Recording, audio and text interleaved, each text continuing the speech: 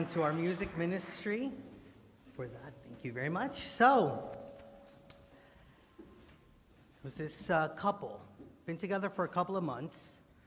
She was waiting for him to propose. It just wasn't coming. And wouldn't you know, Jane was her name. All of a sudden, Jane received $10 million when her grandfather passed away. Who would have thought? But Michael proposed the following week. Now, after a few months of married life, Jane noticed that actually her very good-looking, very witty, very funny, very nice husband wasn't necessarily paying as much attention to her as he was to others when they were going out, and she even caught him flirting with some other people every so often. So she decided that she just needed to confront him. So she goes up to him and says, "Let me just ask you, was the only reason you married me because my grandfather left me $10 million when he died?" And with a disbelief in his face, he said, "Don't be ridiculous. I don't care who gave you that money."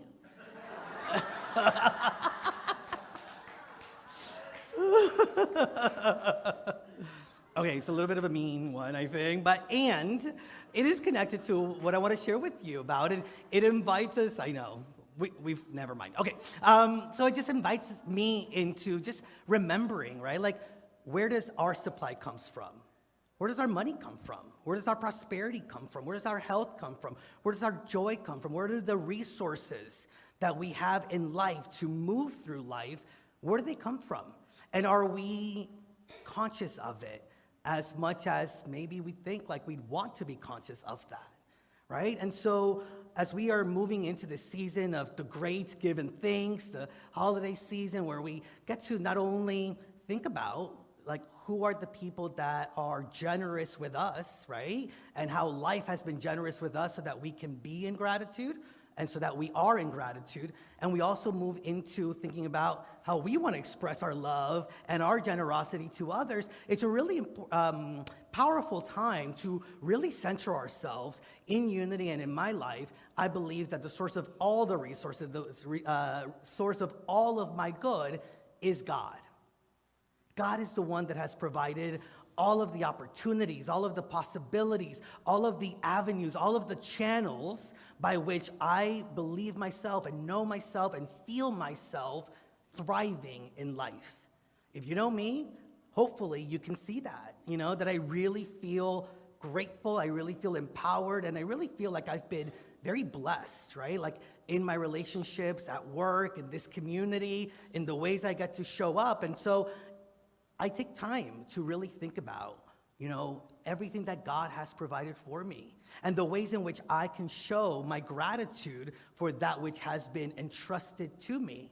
And so I can think about the generosity of what's been shared with me and also the generosity of what I get to share with others. And there is power in not only remembering and knowing that God is our source, but that we can also step into that spirit of generosity. And so Julie started us off with her testimony. By the way, can we give Julie some love? She went right into the daily word, so we didn't get to thank her for the testimony. You're going to know one more thing about Julie before the end of today's service. But she started us off with, a Bible verse on tithing itself. And there are so many Bible verses that deal with generosity, with giving, with tithing itself. You have 2 Corinthians chapter 9, verses 11. You will be enriched in every way for your great generosity. Acts 20:35 says, it is more blessed to give than to receive. And in Proverbs 11:25, a generous person will prosper. Whoever refreshes others will be refreshed. And it's not just in the Christian sacred text, right? Buddha said, if I knew as I do the power of giving, you would not let a single meal pass without sharing some of it. And from the Bhagavad Gita, the Hindu sacred text, from the wealth you have earned by rightful means, take out 1/10 as a matter of duty and give it away. And so we see that this idea of the power of generosity and the power of giving and ourselves being open to recognizing how we can be good stewards of the resources that have been given to us, it transcends, right, religious lines and faith communities. And I believe it's because it's just something that we actually just know. I really believe that if we let go and release the judgments, the resentments, our lack consciousness, thoughts that we are limited and that our life is to be limited, which are just thoughts, right? If we release those, what remains is a true understanding and a true wisdom that we are abundant, that we are provided for, and that generosity is just a natural state of being for us. And maybe we just have covered it up by all of the challenges and all of the difficulties and some of the stuff that we've had to move through along the way. And it's there.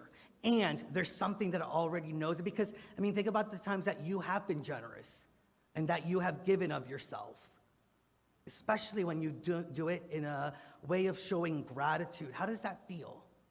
It feels good, right? And you kind of know the feeling. You already are connected to that feeling. And so that is sort of the energy that I really wanted to invite us into, and to recognize that the more that we are in the flow of that generosity that we know God to be, and that we know, well, the song was, make me a channel, right? And so that we can be a channel of that generosity. But I think the moments when we open ourselves up to being the channels, we'll soon realize that we're actually just embodying those things, right? It is part of our own divine nature. We no longer have to channel it. It's just something that we are and something that we bring to the world. And as we do that, we grow our trust, we grow our faith. And I believe that if you are experiencing any kind of difficulty or challenge, like I've experienced and sometimes experience difficulty and challenge, one of the ways in which we can really open ourselves up to see beyond the difficulty and challenge to the answer, to the possibility, to the opportunity, to the blessing that is on the other side of it, and actually within it, is by opening ourselves up, letting go of the fears, letting go of the limitations, and just allowing ourselves to step into faith through the practice of gratitude and generosity. And the more that we trust the universe, the more that we trust God, I believe we start learning more fully the power of trust. And so more is trusted to us. More love, more grace, more money. How many of you would like a little bit more money? Yeah. Abundance. When we talk about abundance, abundance is in relationships. How are we showing up? How are we experiencing our relationships? How are we experiencing our jobs? How are we taking steps to move into what we know to be our vision and purpose for our life, and how we are meant to be and what we are meant to share in life? And yes, it means financial freedom. And you know, it's so interesting because I know that there's like sometimes fear, even within me, for example, as a minister, to talk about money, and doing a little bit of research, right? And looking at it, out of like the 35 parables that Jesus is said to have taught from in the Gospels, 16 of them deal with money. So there's something there, right? And a lot of times, it's especially money that brings up some of those challenges and issues that so many of us have about receiving and living into what is being provided, right? Like, how many of us have thought, like, we're not worthy of that, right? Like, we've been so run down by jobs, right? Or employment that really doesn't honor the truth of who we are, that we start to believe that, well, all jobs are going to be that way. And then I'm not worthy of seeking out a different way of being, and I'm not worthy of experiencing love, gratitude, grace, abundance, prosperity within employment. We are so worthy of experiencing abundance and the generosity of God in every single aspect of our life. And the more that we seek God first in all of our affairs, the more that we will be able to live into that. One of the things that I really recognize is when I'm going through a challenge or a difficulty, it takes some time, right, to take a breath and ask myself, where is God in this? How is God showing up? What's the possibility? What's the potential? What's the blessing that is here? And one of the things that I believe spiritual practices do for us is that it makes the time between getting lost in our affairs and getting lost in our difficulties and challenges and getting to the place of trust and faith, it makes that space a little shorter, right? And sometimes it's as short as this for me. Sometimes it takes a little bit long. Sometimes it takes a little longer. My husband shouldn't say anything because sometimes it takes me a lot more time.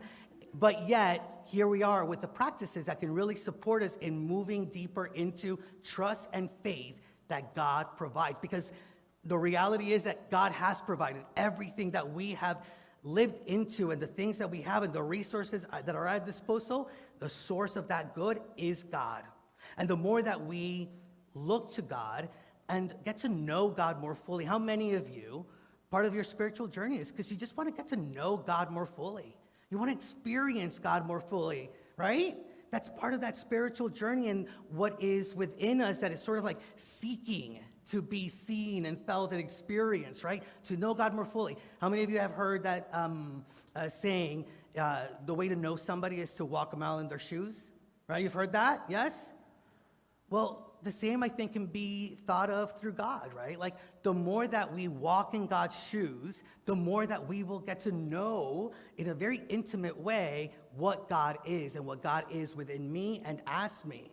And so if we believe that God is love, can we embody love so that we know God's love more fully? If we believe God to be peace, can we be that peace so that we know the peace of God more fully?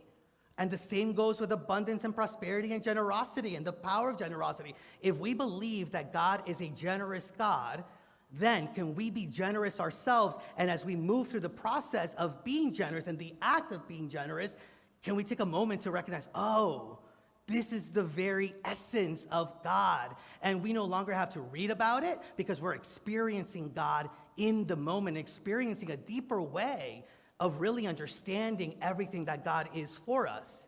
And to feel generosity of life, or to be in the generosity of giving to life, opens us up for life to be even more generous with us. And we have to start to embody not only that which we know God to be, but it's really an invitation to start to embody that which we want to receive more of. Dr. Joe Dispenza says, the quantum field responds not to what we want, it responds to who we are being. And so the question is, who are you being? Are we being abundant, or are we being limiting? Are we being generous, or are we being stingy? Are we being faithful, or are we being fearful? And that's a choice that we get to make. And it's a choice that we get to make moment by moment, and especially right now, a choice that I'm asking all of us to commit to recognize what it is and what's the essence of how we're showing up in our life. And to me, the power of the practice of tithing is what has gotten me to walk in those shoes. It is what has gotten me to look beyond the limitations and beyond the fears that I may have, right? Because tithing as a practice, and we're going to talk a little bit more about this, is really about stepping through the limitations. Tithing, the idea of tithing is to give back to God before anything else, to honor, to acknowledge, to see, to invite an awareness of God moment by moment in all of the channels that we are receiving prosperity and abundance and we are being resourced with, and to be able to hold and be in that space of just trusting and having faith in God. Now, I know that some of you are saying to yourself, like, well, what is tithing? Because maybe you're not from a faith tradition that has had it before, and some of you are from some faith traditions that have taught tithing.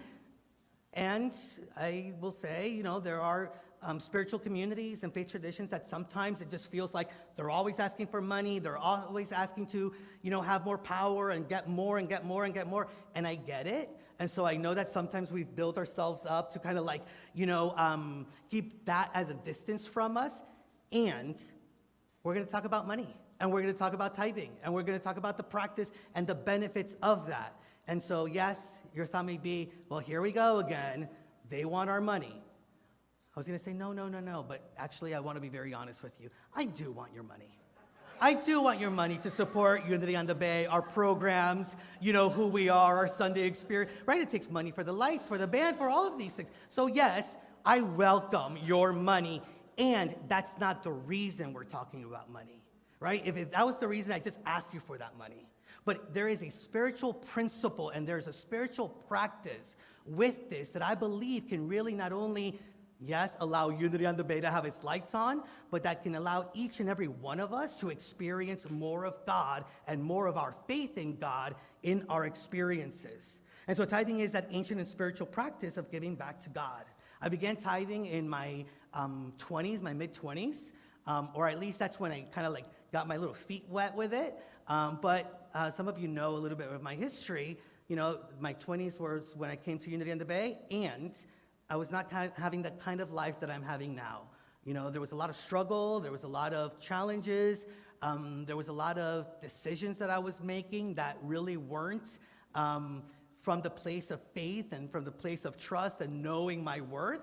And so I go back and forth, right? Like I tithe one week, and then I'm like, oh God, the next paycheck's gonna be a little lower, so I won't tithe this next week, I'll tithe later, knowing full well that I wasn't gonna tithe later, right? Like, so I played these mind games with it. And my trust and my faith just wasn't there until my 30s. And that's when, you know, things just shifted for me, and I really started to employ the practice of tithing and the resources in a much more committed way. And looking back on it, I was thinking about it this week. I mean, it really was in my 30s that my life began to shift. That's the power of tithing. It is a shift in consciousness that it invites us into. And that shift in consciousness is the reason why I have the relationship that I have with my husband, my family, that I get to be up here with each and every one of you. It is why I thrive. It is why I no longer live paycheck to paycheck. Some of you know that sometimes it wasn't me living just paycheck to paycheck because there was no paycheck sometimes, right? And I had to figure out how to deal with it. And sometimes I dealt with it in ways that really showed that I didn't feel worthy of being supported, loved, cared for, or lifted up. And I'm glad I moved through it. And I'm glad that I had the practices that brought me through it also. And so tithing is really about giving back in the three main areas that we receive resources in: money, our skills and our talents, how we show up for people, our volunteering, and also the time that we have, right? Like, how valuable is the resource of time for us? Very valuable. How valuable is money, right? Financial freedom for us. And how important is it for us to feel like we're making a difference in the world, right? And so tithing really invites us to push through any limitations that we have thought stand between us and God and that which God is providing to us, and really opens us up to it more fully. And so, money, it's okay to talk about it. It may be uncomfortable for you. It may be uncomfortable for you to hear it from me, and I'm asking you to be okay with being a little uncomfortable. Because, as Neil Donald Walsh says, it is beyond our comfortability where life really begins to take shape. Now, my spiritual practice with money is the one that most opened me up to thriving, because it was the one that I had the most issues with. It was the one that had the most monkey mind thoughts and chatter. No, you shouldn't tithe. No, you should just give over here. You need it more than they do. It's a spiritual practice. It's not about need. It's about how are we showing up for God first before we pay our bills, right? And we pay our bills. I was thinking about this for our possessions, for the things that we have. Well, what if we first think of God, right, in that before paying our bills? And again, remind ourselves that God is the source of our good. So I want to talk to you a little bit more about the benefits of it. But before that, there were two men who were on their private jet, and it came down, and it got into this little island. It crashed into this little island, and one of the men ran around and came back and said, "We're screwed. There's no food, there's no water, we're all alone in this island." The other guy says, "Don't you worry," like being all just comfortable, folded his arms and said, "We're not screwed. I make over $100,000 a month." And before he could finish that sentence, the guy said, "You didn't hear me. There's no food, there's no water, there's nobody here in this island." He's like, "You didn't let me finish. I make over $100,000 a month, and I tithe 10% of that every month to the church. Don't you worry. My pastor, he's going to find us."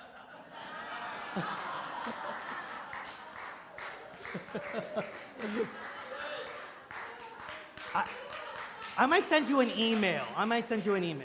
But, okay, benefits of tithing. So again, for money and for the finances, the easier way to think about it is 10% at the top. 10% because it's just, it's an easy number, right? Metaphysically, it means the number of multiplication. So as we give that 10%, we trust that our blessing will be multiplied. And it's a starting point. It's just an easy way to move the decimal point. And then as you continue to become more and more comfortable with generosity, just allow it to continue to express itself through you.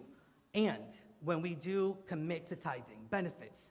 One, again, we've just made God our primary intention that we have, as Matthew 6:33 says, but strive first for the kingdom of God and his righteousness, and all these things will be given to you as well. So when a challenge comes, when a difficulty comes, we don't get stuck in the challenge and difficulty, but we think of God first. And every time we do that, doesn't it just get a little easier the next time? And so again, the practice of tithing is to do just that, to help us make it easier to remember God in all of our affairs. The other benefit of tithing, that we begin to see ourselves as worthy. See, that's the practice of generosity to me. Because so many times, one of the reasons that stops me from being generous is, well, I don't have enough, or I'm not enough, or what I can contribute is not enough, right? Have you ever had those thoughts come up for yourself? Well, all of a sudden, we are being generous, we are giving, and we are reminded that what we do and how we do it does make an impact. Charles Fillmore, co-founder, says, "It is God's good pleasure to give us the kingdom, and all that God has is ours. But we must have the faith and the courage to claim it." We can't claim something if we're not feeling worthy of it. And so the more that we do the work of knowing that what we do through generosity in the world is an expression of that which is already within us, the more that we understand ourselves as worthy, the more that we're going to be willing to claim our good, to no longer go for the okay job, but go for the job. To no longer go for the small little dream, but to go to the dream that is really within our hearts and within our minds that we want to live into. The third benefit I want to share with you is that we really do I've moved from lack consciousness to the consciousness of abundance, the consciousness of plenty, that I have plenty, that I have enough for that which is meant to be mine. And so tithing does push through our limitations. If we think we don't have enough time, how many of you have thought that? I don't have enough time to do the things that I want to do. Well, when you tithe your time, you recognize you have the time if you prioritize the time for the things that you want. If you don't think that you have anything of yourself to give to the world, when you tithe and you become a volunteer and you serve, all of a sudden you recognize that your presence, even just showing up, makes an impact and makes a difference in the life of other individuals. And all of a sudden you know that you are not only worthy, but you are a blessing to those around you. And the same thing can be said about money. If you don't think you have enough money to do the things that you want to do, then give of your money. Because in that process, you start to recognize that you will be taken care of, and that as you give, so you shall receive. And that as you give, all of a sudden the opportunities show up in greater and greater ways. A lot of people think that they just can't make it, right? They can't make the tithe. I just don't have enough to. I'm here to tell you that I don't think that we can't tithe, right? Like that when we keep ourselves from that level of generosity, what we're really doing is limiting our good. Eric Butterworth, Unity minister, says, "You are the windows of heaven, and you will be poured out as a blessing. And because you are in the flow of limitless substance by reason of your commitment to generosity," and actually the original quote says, "tithing, the blessing that you become is more than sufficient to deal with any situation and to meet any and all requirements." The fourth and the main benefit of tithing for me is that it just deepens our faith. It deepens our faith. There's a story that our founders realized that they just didn't have enough money to make payroll many, many moons ago, right, at Unity Village. And so they called the staff in so that they can go into prayer. And one of the employees, with a beautiful, gracious, and generous heart, says, "Well, yes, let us pray that the money holds out." And it is said that our co-founder Myrtle said, no, let us pray that our faith holds out. How many times have we tested our faith? And how many times have we given ourselves the blessing and the opportunity to really step into faith? And so if you're seeking to have greater faith so that you can, pay your bills on time, choose faith and choose the practices that grow your faith. If you are feeling stuck at a job, choose faith. If you have a relationship to mend, choose faith. If you are going through a healing challenge, choose faith. And the choice of faith becomes easier and easier with every choice that we make. If we don't think we have enough, let us have faith that we will be provided for. And especially as we're moving through the most deep and rooted feelings and beliefs that we have around money and around our prosperity, the greater the blessing will be. Now, Julie, it just worked out because I didn't think I was going to speak about this, but I've known Julie, who gave the testimonial, for many years, and she's part of my abundance also. Some of you have heard this story. So about 10 years ago, we were moving into our new home, my husband and I and our son. We had just signed the contract, we had just gotten the key, and we were just going through the garage with our sofa into our new home. It was a Friday. Tom was supposed to start a new job on Monday. He gets a phone call. We put the sofa down. He picks up the phone, and it's the new job that says HR made a mistake. They didn't do all their due diligence and everything that they needed to do, and he wasn't going to be able to start his job on Monday. It was going to be a semester, maybe even 2, before he could go and teach and be in that job. What would be most of our responses in that moment? Right? And I could see it. I could see it in Tom's eyes, right? But there was something, again, it's that faith that all of a sudden shows up because you've done the practices and you've gone through the motions, that it just starts to show up in greater ways. And something within me said, you know what, Tom? Let's just trust this. Take some time to know what it is you really want to do and to really what's going to bring you joy. And let's just, the only thing I ask you is that you not ask me to stop tithing. Because it is through tithing that I know that I can trust and have faith that we will be taken care of. About 3 months later, Julie actually called Tom and said, Tom, I think I have the perfect job for you and you should apply.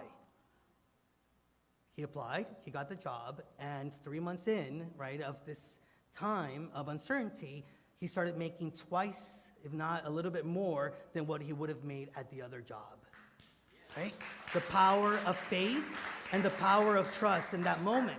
Now, Arthur Brooks, he's a researcher, he's actually shown that the more generous somebody is, the more in the long run they'll end up making. Not that the more money you have, the more generous you are, but the more generous you are, you actually start to build more wealth. That's just science, right?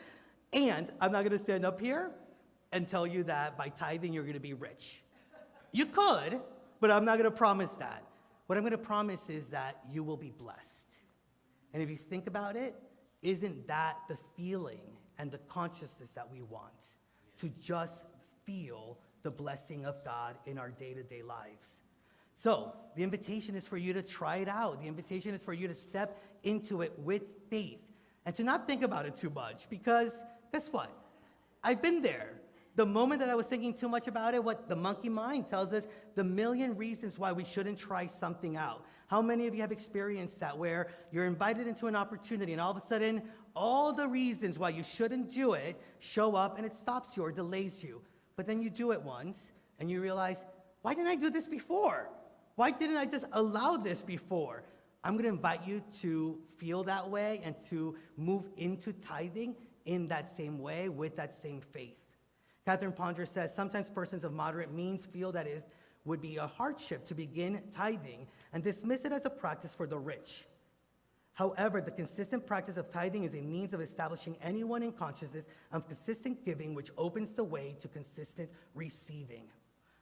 As our ushers come forward, and the ushers have something for you from Unity on the Bay. Not only do you receive from Unity on the Bay, hear this, we receive from each and every one of you. You each are a part of the spiritual nourishment that is Unity on the Bay. And so our ushers are coming forward with an envelope for you.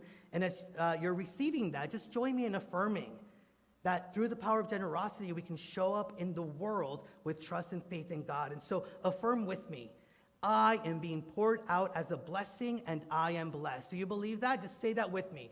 I am being poured out as a blessing, and I am blessed. Turn to somebody near you and say that out loud. I am being poured out as a blessing, and I am blessed.